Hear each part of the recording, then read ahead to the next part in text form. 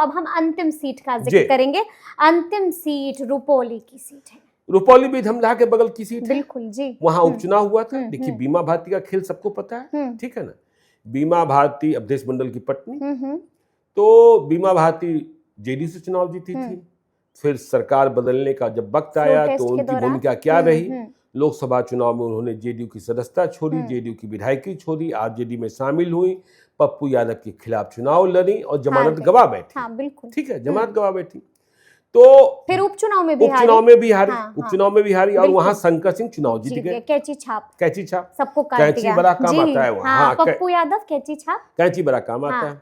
लेकिन इस विधानसभा चुनाव में देखिए शंकर सिंह मुख्य लड़ाई में नहीं दिख रहे, ठीक है ना, जीते हुए विधायक। इस लड़ाई में बीमा भारती, देखिए उपचुनाव था तब और अब आम चुनाव है, तो 243 मुख्यमंत्री बनाने का चुनाव है। उपचुनाव से मुख्यमंत्री बदलता नहीं है, सही बात, ठीक है ना। उपचुनाव से मुख्यमंत्री बदलता नहीं है, न मुख्यमंत्री बदलता है न प्रधानमंत्री बदलता है। तो अब नीतीश कुमार को बनाए रखना है या तेजस्वी यादव को लाना है, हाँ, इसका चुनाव है। तो रुपौली में लड़ाई जो है बीमा भारती और कलाधर मंडल जेडीयू के, हाँ, तो इन दोनों के बीच में आमने सामने की लड़ाई है। और अब देखिए ना, अब सोचिए धमदाहा और रुपौली दोनों सोचिए, इधर के दिनों में बड़ी तस्वीर वायरल होती है संतोष कुशवाहा और पप्पू यादव की आमने सामने। क्या बात है, हाँ, क्या बात है, ठीक है ना, बिल्कुल। और दोनों अब साथ मिलकर खाना खा रहे हैं।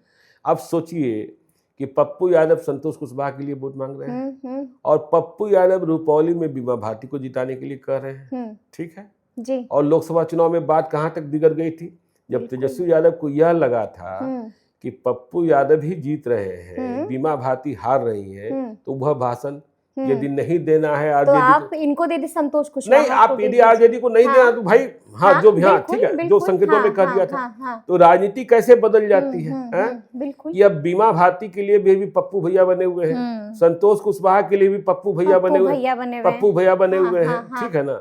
तो ये रुपौली की स्थिति है। तो ये रुपौली की स्थिति हो गई। तो इस वीडियो में हमने आपको बताया है कि विधानसभा सीटों का हाल क्या है और कहां से क्या कुछ खबरें और क्या कुछ जानकारियां निकल के आ रही हैं। तो फिर ये पूरी चर्चा, पूरी बातचीत और पूरा वीडियो आपको कैसा लगा है, कमेंट करके हमें जरूर बताइएगा। तो ऐसे तमाम अपडेट्स के लिए बिल्कुल ऐसे ही हमारे साथ बने रहिएगा और देखते रहिएगा लाइव सिटीज। बहुत शुक्रिया। बहुत